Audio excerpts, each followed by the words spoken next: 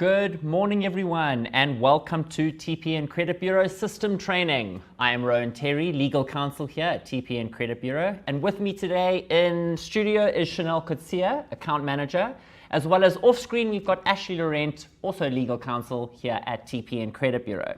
Morning, Rowan. Morning to all of our viewers joining today. We are super excited to be hosting this first session of 2024, and we've got a few interesting stuff planned for you today. So guys, what we are discussing today is effective tenant screening. So we find this obviously through our system and our data that we can provide all the information that you need to properly vet your tenants. But how do you do it? What do you need to look out for? What documents do you get? How do you do it effectively to avoid delinquent tenants who are going to be sitting in your property? Using a magnifying glass to look out for the specific Exactly. So we've flags. identified 5 major red flags, which we will be getting into later. But today we're going to be helping you guys understand how to effectively vet your tenants, screen them, and avoid any delinquent tenants and a massive arrears on your books. Rowan, so guys, before we get started, please remember that you do need to sign in or be signed in on your YouTube channel in order for you to access the chat section. Please send us your questions. We look forward to addressing them.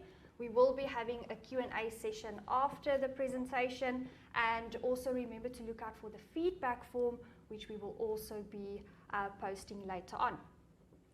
Right, so Rowan, without any further ado, let's get started. Let's get going.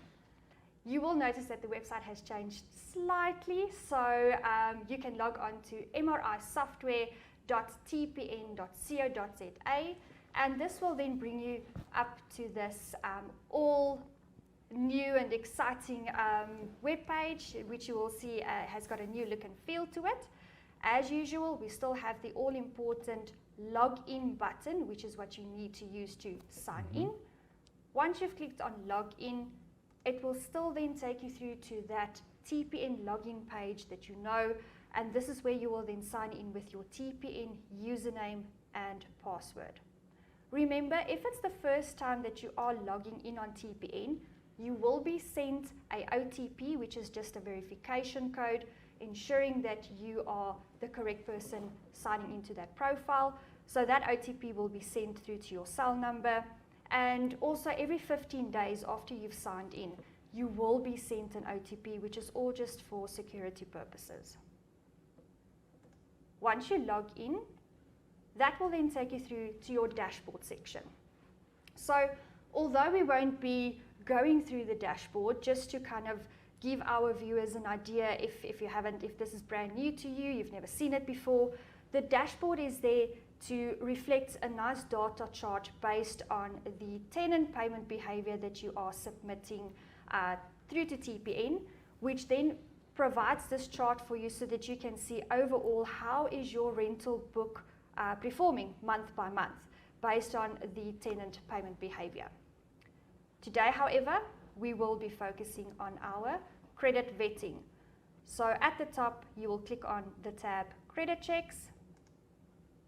And then you will see on this credit checks page, you have 4 blue tabs in the middle of the screen. So the first option is perform a new consumer credit check, which is something that you can use to run a check on either an individual with an ID number or a passport number. You do also have the ability to perform a new business credit check, which will then effectively use a company's registration number for your commercial applications. And you also have the ability to perform a new consumer trace inquiry. So remember, with the trace inquiry, it's not an actual credit check.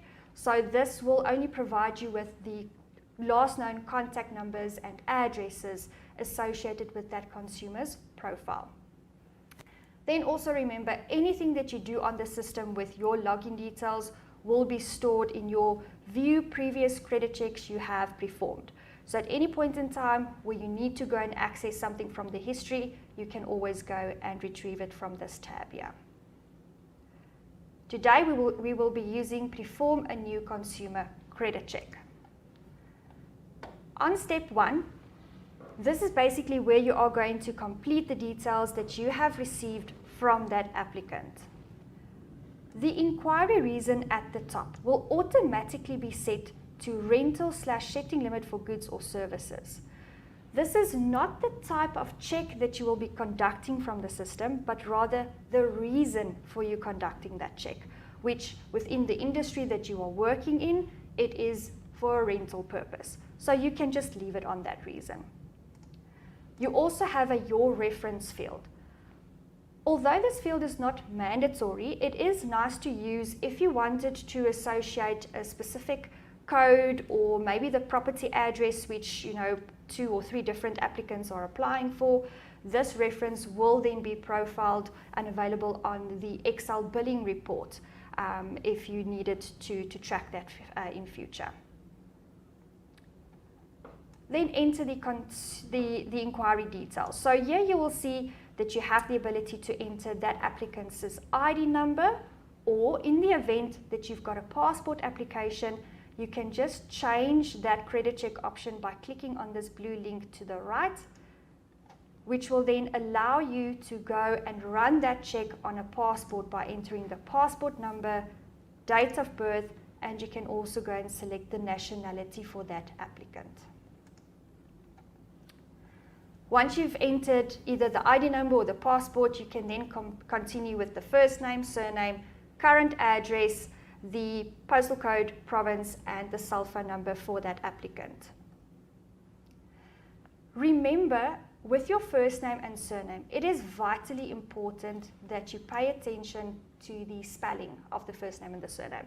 Please don't put everything in capitals, or look out for maybe if the applicant has written on the form that his name is Fred, but on his ID document he's been registered as Frederick, rather use the information directly from the ID document itself. The reason around this is on step 2, you have the all-important ID verification, which will run that check through the Department of Home Affairs. So you want that information to be 100% accurate. Absolutely, like 100%. Also, same goes for your ID number. One number that's incorrect, you're going to now pull up all the information on a completely different person, which can also get you into a huge amount of trouble. So because you don't have consent for that person, exactly. Yes. So it's so important, guys. Spelling as well as the ID number or passport number you're putting in, double check it, triple check it. Always make sure you've got the correct stuff so you are pulling the right report. Yes. Once you've completed all of the information on step 1, you will see that there is this next button at the bottom, which you'll click on to proceed to step 2, confirm consent. Now at the top, we have this section called Credit's Score Details. The score version will allow you to make a selection between 3 options. So again, this little section here is not the type of credit check that you are selecting to run on the system. It allows you to generate additional information into your overall report that you will select on step 3, so basically to enhance that affordability component. The basic credit score will allow you to generate the probability of that applicant defaulting in future. The silver credit score will then generate the actual affordability score. And this is quite interesting because the system doesn't just take into account what the net monthly income is versus the rental amount. It also looks at what other monthly obligations does that applicant have, and based on all 3 of those components, it gives you a real-time affordability whether or not they can actually afford that portion that they are applying for.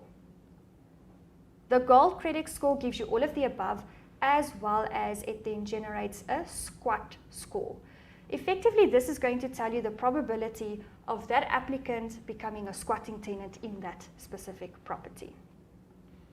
Once you've made your selection, you can enter the net monthly income, the rental amount that the applicant is applying for, and then important, the contributors section.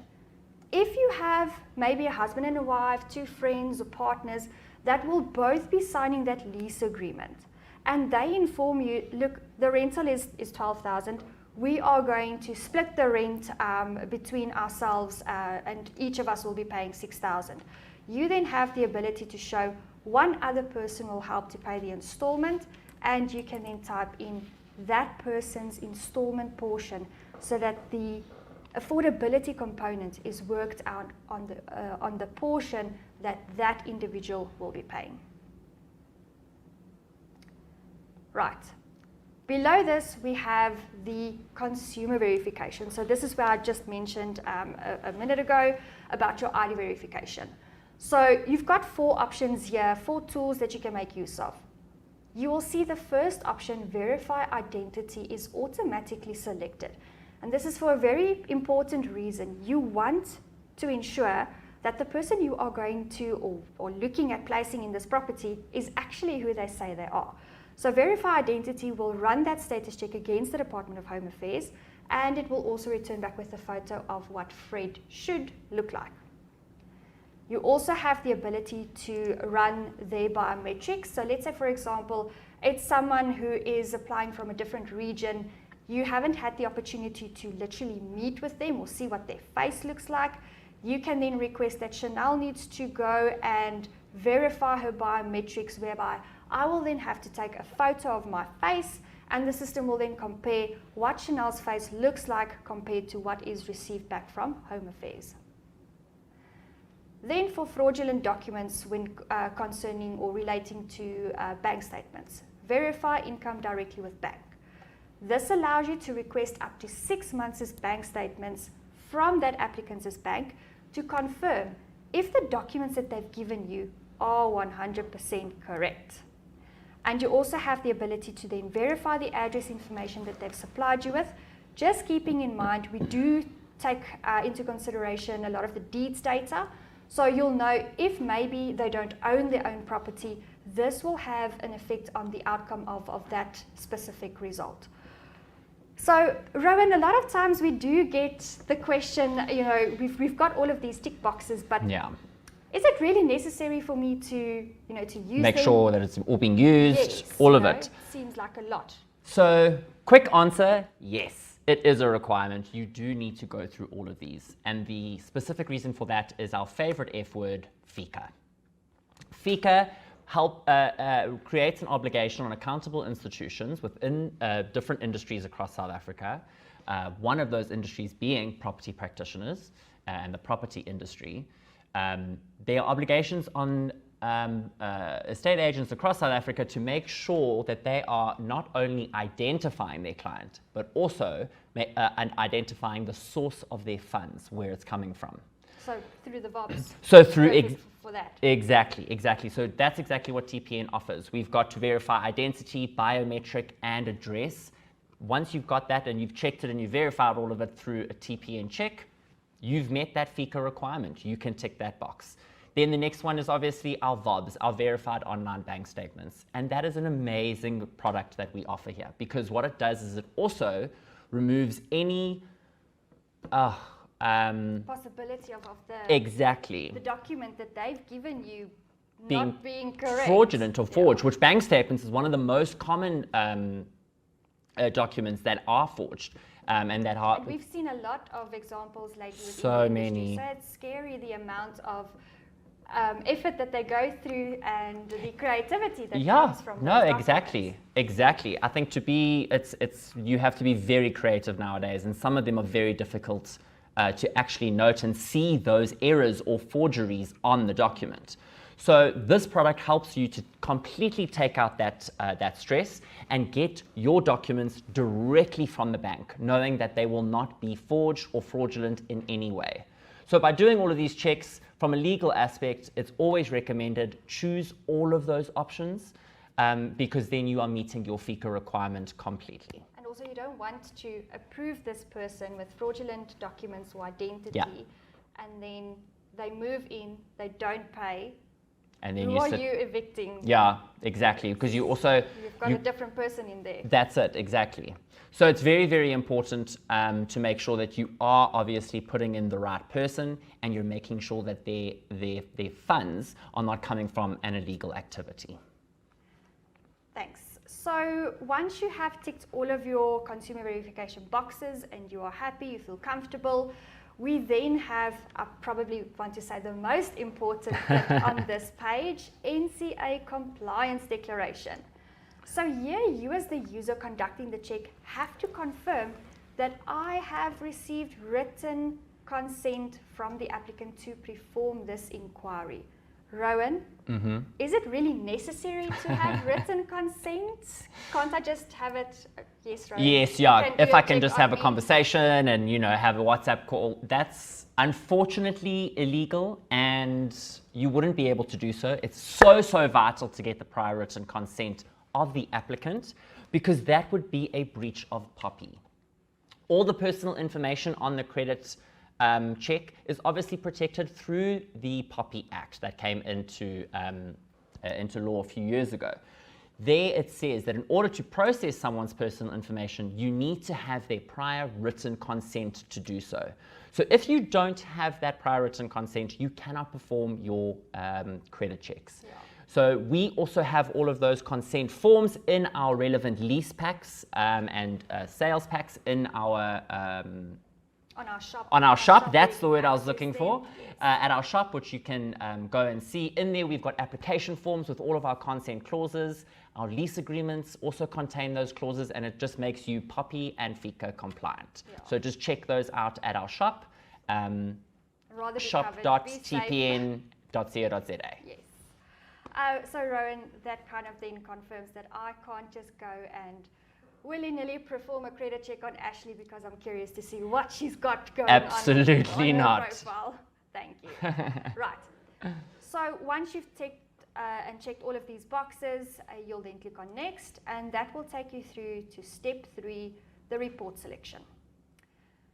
I want to pause here. So on your report selection, this is now where you are going to select the check that you want to conduct on this applicant. You want to see that you have this automatically selected yellow line called the TPN RentCheck inquiry. Your TPN RentCheck inquiry is the most comprehensive credit report for a very good reason. It provides you with all of the data that we as TPN Credit Bureau collect, as well as all of the data from TransUnion's Credit Bureau. So within your rental industry, it's important. You want to be able to see the rental levy, school fee payment behavior, and then at the same time from an affordability component, all of the different types of accounts that is profiled on TransUnion, whether or not they're paying those accounts on a monthly basis. If you don't have access to a rent check, you can still perform a credit check by selecting the boxes below. However, it will not contain the SACRA information from TransUnion. That is only based on reciprocity of data. So please, if you don't see that you've got access to a rent check, reach out to our data department, data@tpn.co.za. They will gladly help you with the process of how to submit your tenant payment behavior on a monthly basis in order for you to have access to the right credit check. Perfect. So on step 2, if we have selected to conduct or to request the bank statements from that applicant's bank, you will notice on this step that that option is automatically selected for you there. So you'll just leave it. And then when you click on the button Perform Credit Check, the system will then give you a step 4 asking you for additional information. So the bank statements that the applicant has provided you with, you'll enter that those banking information or the bank details in order for you to carry out that process. Important enough for this as well is if you do enter the banking information and you click on Finish, at that point, the applicant will then receive a SMS whereby it will prompt them to again take their selfie photo and also to release the bank statements from their side. Right, so then we have our credit check result. Within our rent check, we have all of our different tabs that's associated with our rent check report, and the credit check result will start off with this summary page, which gives you the overview of all of the highlighted information, the risk factors that is within this report that you need to look out for. At the top of the report, we have our consumer information, And there we have Fred's ID verification with a photo of what Fred should look like. If obviously Fred does not look like this on the selfie that he's taken, then you know you have a big problem on your hands. There's a very big problem there. And then it also identifies these little flags here. So it confirms the marital status, the gender. HANIS stands for, does the identity number exist on Home Affairs National Identification System? And also, is he associated with the National Populations Register? If Fred has completed his selfie, then we can see that he's received that green tick. So Fred is indeed who he said he is, and he then receives an overall pass on his ID verification. In some instances with ID verification warnings coming up, if you see any red flags, red indicators, and you're not sure what they indicate, please do reach out to our help desk department. They are more than willing to look at that result with you and just help you identify, is it something that you need to be concerned about? What actions can you take just to be safe? That's the thing, you know, sometimes there's also the HANIS check might not be ticked, and that actually might be an issue at the Department of Home Affairs and not on the applicant side. So if there is something showing up on the report, contact our help desk just for a bit of clarity, and we can guide you forward. Right, then we have our TPN RentCheck scorecard. I always get so excited when I have to present this, because who does not want to have access to this, Exactly. right? It displays a vast amount of information, obviously a lot of colors as well, making it easy to read and identify with what are the risks. Anything in red will obviously pertain to that consumer having accounts that they haven't paid, or defaults or judgments that's been loaded. So on this example, we can see a big red F for our credit score that's returned, and this score is based on what data is associated with that consumer on TPN. So does he have any current or historic rental, levy or school fee payment accounts which he's paid or has not paid, as we can see in this case. And then your credit payment circle in the middle will refer to any account information, credit account information associated with TransUnion's credit bureau. Those would be accounts like personal loans, credit cards, vehicle finances, so that you get the idea of what do they place their priority on. If you see a number in this third circle, that will indicate that there's a stronger negative listing that's been associated with their profile. So such as defaults, judgments, notices, debt review. Debt review is something, Rowan, that we actually see appearing a lot more lately on the reports, and often, you know, agents are unsure, you know, if I see this, should I still just proceed, or should you continue? What should I do with the debt review flag? How does it affect that process? So to start off, debt review is where someone has become over indebted and they can no longer manage the debt that they've incurred. So a debt counsellor then will come in and step into their shoes and place them into debt review, and then start consolidating with the creditors to then rehabilitate the person out of their debt situation.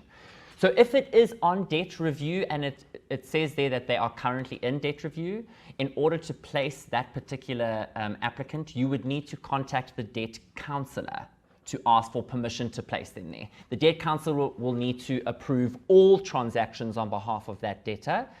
So it's very important that if they are in debt review, make sure that they are that you're going to discuss it with the debt counsellor.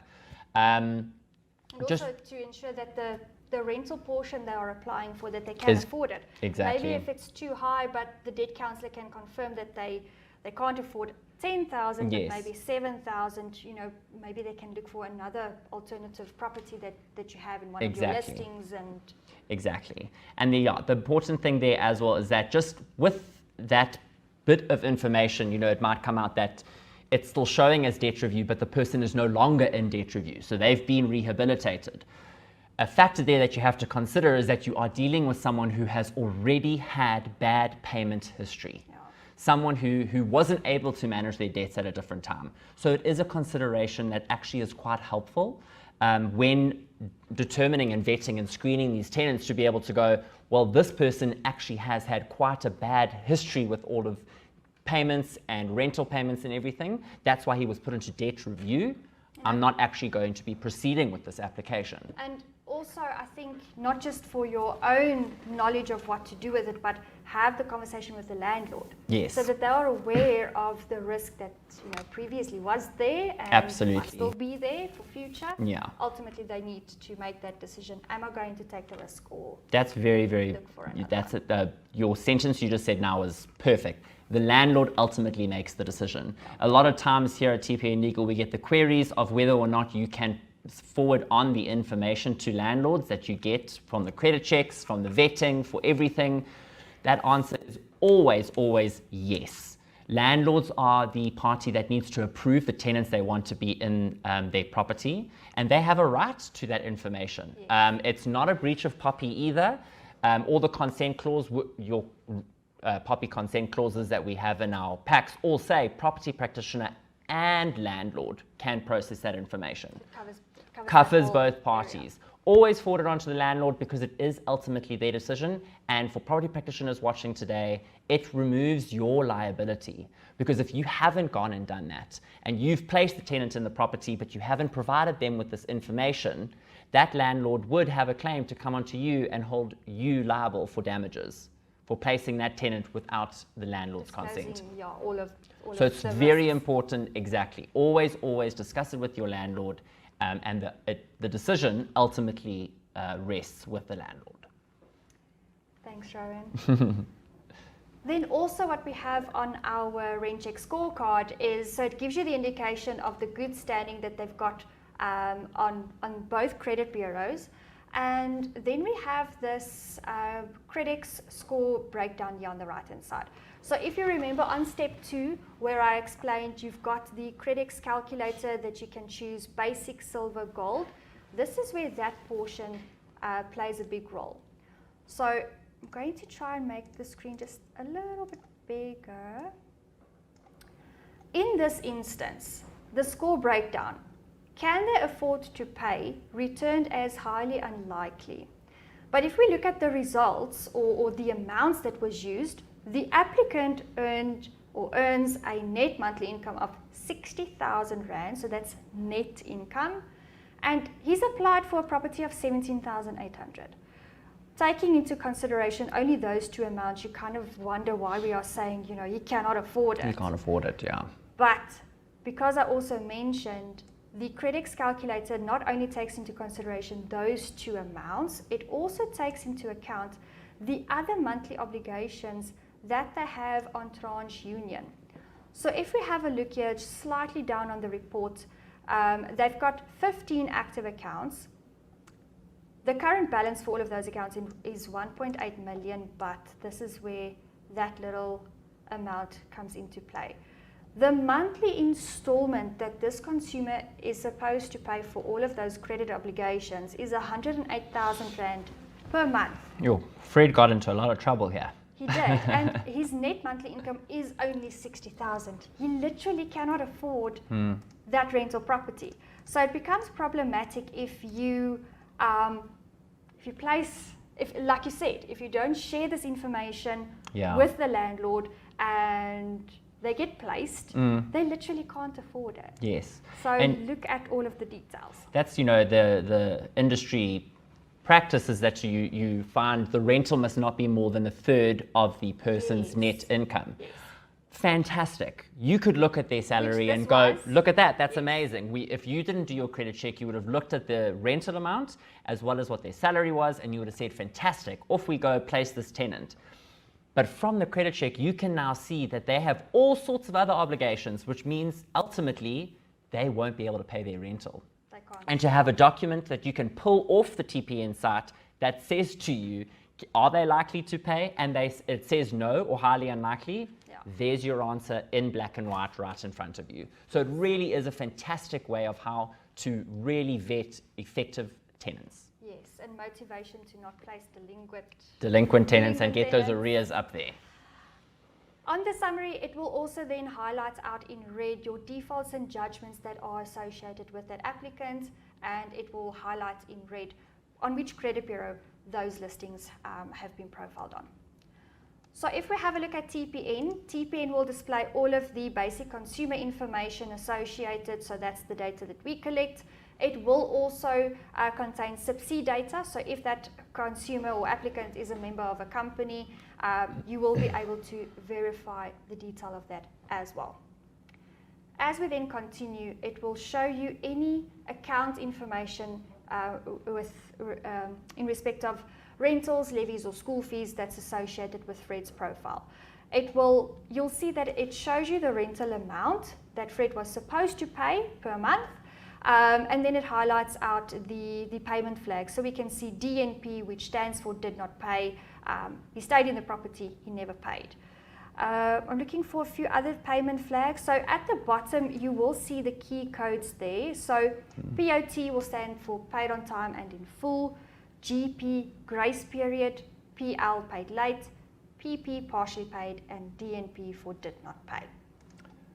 Also on that, you'll see on the account there, whoever has loaded that payment profile information, their name and number is on the account as well. So that is also a fantastic way of checking your references, because that is the information that has been provided to us here at TPN.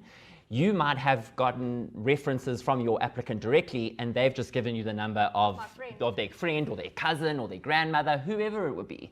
So really great also way to be able to look at the account and say, great, we can phone them, get a good reference, and take it on to the next step. Yes. Then quickly having a look at our TransUnion tab. So again, this will have the basic consumer information that is profiled from TransUnion's database. If there are any defaults or judgments or the debt review flag, it will be displayed what exactly those listings are for, the amounts, when the judgment or listing or default listing was loaded, and then as you continue to go down on the report, it will give you the full breakdown of what all those different 15 accounts are with the payment behavior. So here we can see the first account is a Markham's clothing account. You can literally see the monthly installment portion that he was supposed to pay. In this case, we can see overdue, 3,480, so he did not pay his installments. You will note that TransUnion uses different key codes. They use numbers, where we will use a POT for paid on time. The number effectively is just the amount of months which the account is in arrears for or not in arrears for. So you want to see zeros, they pay in their accounts, but if you can see, like on this ABSA credit card, it went into arrears in March 2023, 1, 2, 3, 4, 5, 6 months in arrears. Ultimately, it was then updated with a letter L. If you see a different key code, you have the ability to click on this link here at the top, view all key descriptions. It will take you through to a wiki page, and on that wiki page, you can then go and you can copy all of the key descriptions and paste it on a Word document and print it out for yourself so that you have that just for easy access.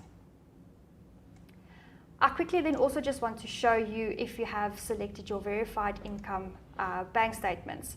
So once the applicant has taken their selfie, so they confirmed their biometrics and they've released the bank statements from their side, the user who has requested this will then receive an email to let you know that you can now go and view those results. So you'll do so by clicking on the tab Verified Income, which will then provide you with a nice bank statement analysis. So it provides you with a graph which will reflect the money received and expenses paid over the last 6 months, and also these indicators on the right-hand side, the current balance at that point in time, the average income earned over the past 6 months, and typically when do they receive their salary paid into their account. So if they maybe try to take a chance and say, but I received my salary on the very last day, and you can see from this, your salary is paid on the 21st. Yes. So you sign the lease, you have to pay. Yes, on exactly. Or before the 1st. 100%. You can use that for motivation.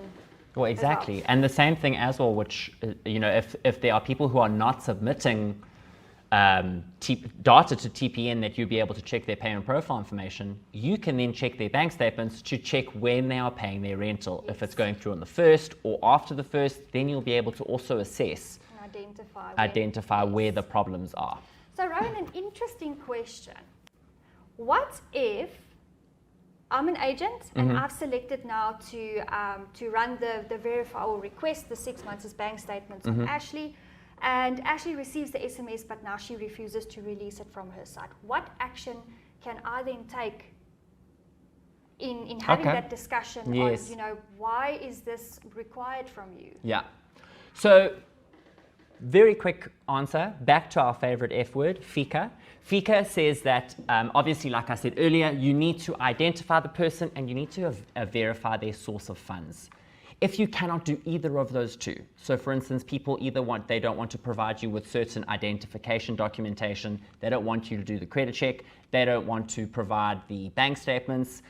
If you can't verify that information, you cannot enter into a transaction with them. That is specifically in terms of FICA. It says that you cannot enter into business with someone who has a false or a fictitious name. So there again, if you can't identify him, that would be a false or fictitious person. FICA says as well, you cannot be able to do business with anyone without verifying their source of funds before doing so. And that is exactly what all comes back to that. So if they come back and they say no, absolutely you cannot do business with them, but that's also a major red flag to look out for. Yes. So right, Rowan, and quickly just before we move on, at the bottom you can click on the download report link, which will then give you the actual bank statement. So you can print it out, just have a quick view to see if everything does match up. So Rowan, we have now looked at the process of how to conduct the credit check and what the results effectively should look like. Yes, yeah. But I believe you've got something juicy in store for us in terms of Indeed. a few things that's raised eyebrows. Yes. So what we do a lot with here is obviously with the information that we hold, there are a lot of times that our attention is brought to forged documents or fraudulent documentation that's been provided to you as our viewers. So what I've done is I've kind of put together 5 major red flags of what to look out for in order to avoid these forged or fraudulent documents. So let's go through them now. First off, again, just me and Chanel over there. But first off, we look at the score breakdown. So that was on the first page of the report that we were talking about earlier. And that is going to give you your credit rating. You'll see on the left-hand side of the screen there, these are the scores that TPN offers. So first off is A, excellent, B, good, C, average, E, below average, and F, poor.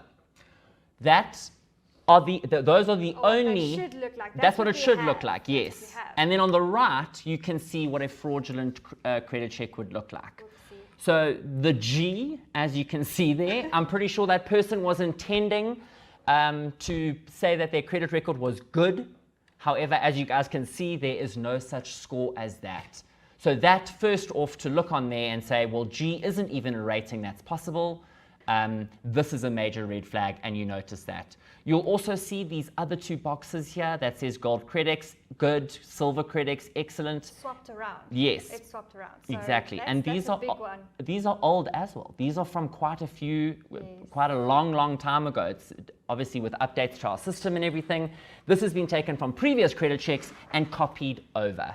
So very important, number 1, look at your score breakdown. If it doesn't have any of those 5 scorings and it has something else, then you are in a big spot of trouble, and you need to go back to them and ask them for what exactly is going on. And if you're unsure, reach out to Rowan from legal. Exactly. And you can use his. Send us an email to legal@tpn.co.za. And we will be able to also assist you and double check if that is actually forged or fraudulent. We deal with these so many now. It's actually very interesting to see how creative these people can get. One of the biggest identifiers is alignment and spacing. So this is a proven way of identifying forgery and fraudulent documentation. You'll see on the screen there, the first one where it says associated companies. There is a massive gray line that is going across the businesses, that entire section. So that I can tell you right now, on behalf of the whole of TPN, we will never provide a credit check that is not aligned correctly. So this is something where you can see information has been added, information has been shifted, and now it is not aligning to the original document that they've been forging. And the same goes with the below. You can see there's a massive line through the active accounts. And the last one there, that sentence isn't even in the block correctly. This is all, by the way, this has been taken from fraudulent credit checks that we have received. So these are instances where people have actually taken credit checks, used them, and placed tenants in their properties, and now are sitting with a huge issue and a massive, costly and lengthy eviction. So these aren't just some things that we've made up for today's training. This is actually taken from people who have been defrauded. So there you can see the consumer is not an active director of one company. It's completely not even within the box. That is a major, major red flag. Still just on alignment, like we said earlier, we were talking about the ID verifications. So as you can see, married, female, Hannes, NPI, and pass are all in the top right-hand corner. That is not, again, there's an active director and the alignment of the open accounts below. These are a little bit easier to notice because they will be quite blatant. Yeah, it's kind of in your face. It's in your face. You're able to see quite quickly and say, something doesn't seem right here. All the time, I always say, if something doesn't seem right, I say to property practitioners and landlord, trust your gut. Trust your gut, come back to TPN and say, hi guys, something is not sitting well with us. Please, can you double check into this? And we'll be happy to assist. But if you are feeling uneasy, trust your intuition, trust your gut. The third one that I always like to mention is spelling mistakes. So here, make sure you are reading read slowly and carefully. Must take my own advice. Then you must also check grammar and punctuation. Please review names, addresses, ID numbers, etc. So important. You will be very surprised at how many people, when forging their own documents, misspell their names. Very, very, yeah. You wouldn't think so, but it is. It's probably because they have this anxious feeling because they know what they're doing is wrong. Exactly. And then they make those. They make the mistakes, and unfortunately, those are huge, huge mistakes. And again, with the spelling mistakes, as I said there, just trust your instincts, and just obviously, like Chanel said earlier, go through it with the magnifying glass. Make sure you are checking absolutely everything. Our fourth red flag is font as well as font size. So TPN, we use the same font on all of our credit checks. However, sometimes you will notice that there's a little bit of a difference there. So they'll always remain consistent. However, inconsistent font and font sizes are a good indication that something has been altered. So if you remember earlier, we had the G sign that was forged. This was also taken from the exact same report. So this was also forged by that same person. And here you'll see, you guys can see it on the screen there. It's a really big white line, and then the good. It's so out of line. It's so out of line, and the font size is bigger than the other one. Then you'll go down to the next one. Can they afford to pay? The alignment isn't right there because the green is going over the sentence below. Highly likely is in a much smaller font size now, and it's also, the block is a lot smaller, the white block, if you can see it there. Copied and pasted. Exactly. And then we've also got here probability of squatting, and that big green thing has just been pasted over. But the big things to focus here on are font and font size. You can see there both the fonts are different as well as the size of them are different. That's a massive indication that someone has gone on there and placed other information from other credit checks onto that one that isn't right in front of you. And then just our last one, big one to notice is the payment profile discrepancies.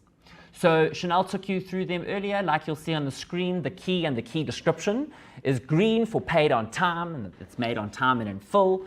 GP is a lighter green, and that's grace period. Yellow is paid late. Partial payment is purple, and did not pay is red. And you'll see above there on the top, that is what a normal payment profile information should look like. But this one got very creative there at the bottom. Very, very creative. They didn't even put in any of the initials in there either, and they've actually taken the key for the indicators and placed that in the payment profile information. So you can see there the cutting and the pasting. It is really, really poor, and those discrepancies are the most important, because that's what they are going to try and forge the most, is your payment profile information, so they can show that they actually can afford or are good renters with previous landlords. So very important, those are our 5 red flags. And then I think that brings us to the end of our training. That's the end of our presentation, but remember guys that although you can do the check online, we do also have another feature for quick access of conducting credit checks, which is called our WhatsApp verification, WhatsApp credit checks. We're going to share a little bit of information on how that process works if you want to use the WhatsApp facility to conduct your credit check.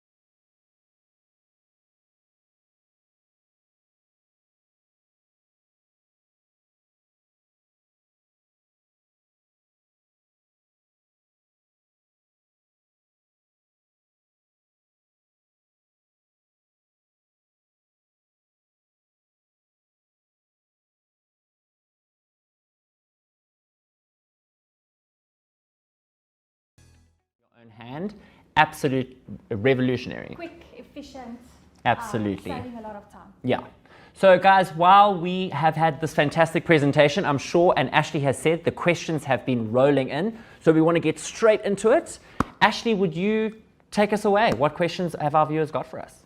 Hi guys, yeah, it's been a super interactive session. Thank you to all our viewers for your fantastic questions. I'm going to jump right into it. On VOBs, our verified online bank statements, Bradley Dare has asked, is there any documents that need to be completed by the applicant before using the bank statements? Similar from Rudy Cleaver, he's also asked on, do we need permission or special permission from the applicant to draw the bank statements? No, so there's no documents as such that they will have to complete from their side. You as the user, when you basically request that on the TPN system while conducting your credit check, the minute while you click, or when you click finish, they will then receive that SMS that I was mentioning earlier. So the SMS will prompt them to do everything from their side. It will ask them to take that selfie photo, so confirm their biometrics. And then in terms of the consent, when they release the bank statements from their side, so it's literally a little toggle that they will slide, that is them consenting to and releasing the bank statements from their side. So they don't have to complete anything further. And also the application, the consent clauses that are included in all of TPN's documentation to actually do a credit check. In there, it says that you can process their personal information, affordability, creditworthiness, and that would also include a VOBs check, because that's what you're doing. You're checking their affordability, their creditworthiness. Moving swiftly along onto our credit checks, guys. So questions from Tammy Kennedy and Brenda. What if there's no photo on the credit check? So Brenda's asked, if it does not show a picture of the applicant, what do we do? Great question. And it is something that we see happen a lot on the reports or the results. Yeah. Easy answer to that is if you have those little indicators that we showed earlier, so your HANAS, your NPR, majority of the time if there's no photo, the HANAS will also be like a red cross. And that just means that there's no photo at source, meaning I maybe have not gone to Home Affairs to get my new smart card ID. So I didn't stand there in their booth and they took their own photo of me. So that's all that it would indicate. As long as the green NPR is still confirmed with that green tick, it's not effectively any fraudulent activity. It's simply that they're using the old green barcoded ID.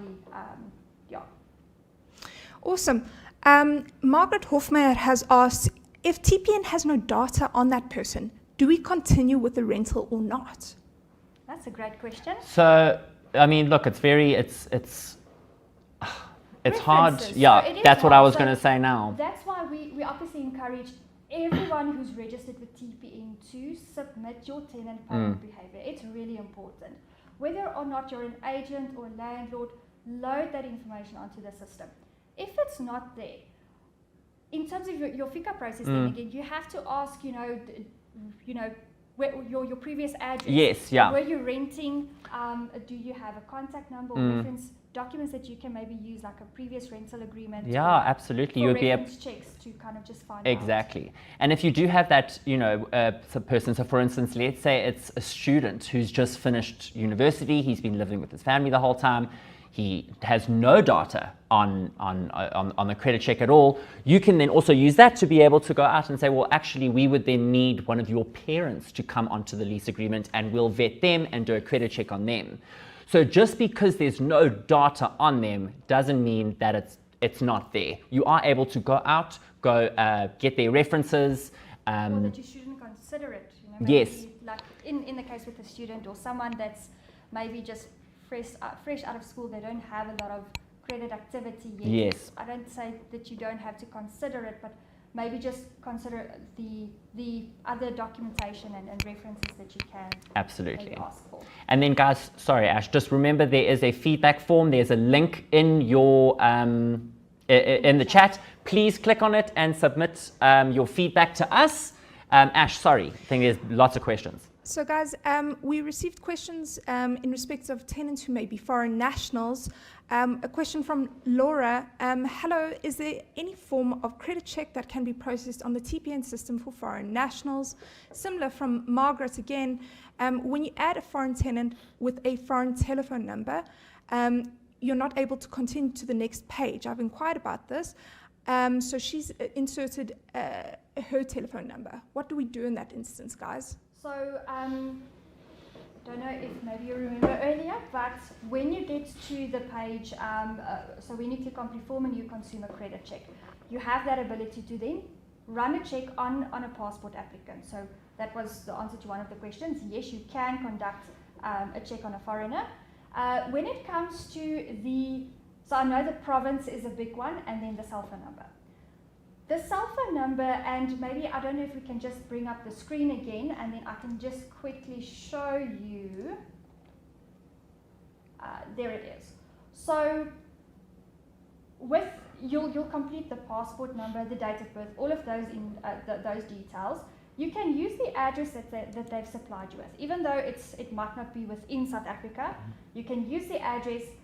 To kind of bypass the postal code, you can enter 4 zeros, and then with the cell phone number, when you conduct the check on a passport application, you will notice that there is this little padlock to the right of the cell phone number.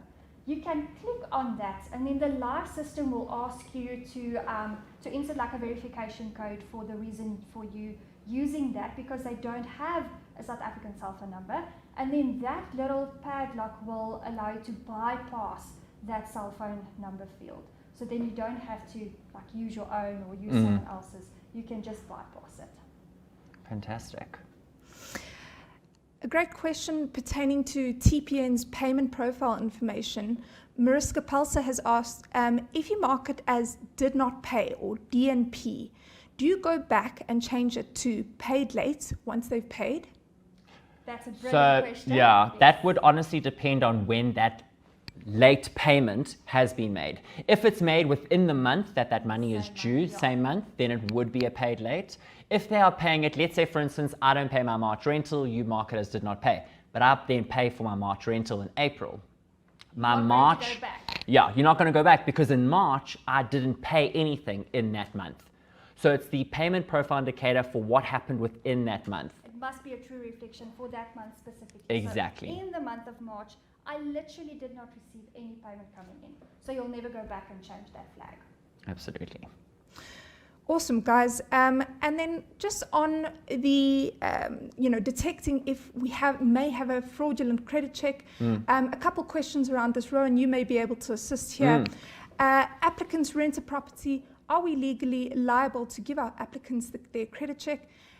Ibrahim has also stated, if an applicant says he will provide his own credit check, how valid will this be? I think, yeah, everyone can see my head shaking already. So first off, about giving credit checks to the applicants, we always suggest that this is not done.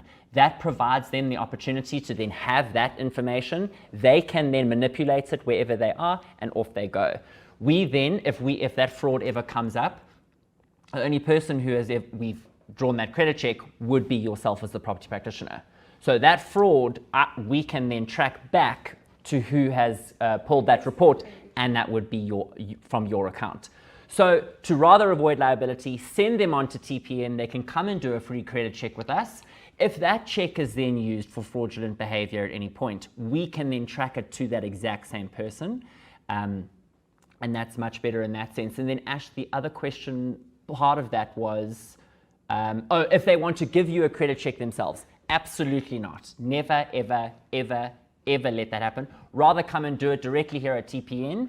All of the fraudulent documents that we spoke about earlier in my presentation, those were all taken from credit checks that those people provided themselves. So that is why it's so important, get it directly from the source. I think we've got time for one more question, Ash.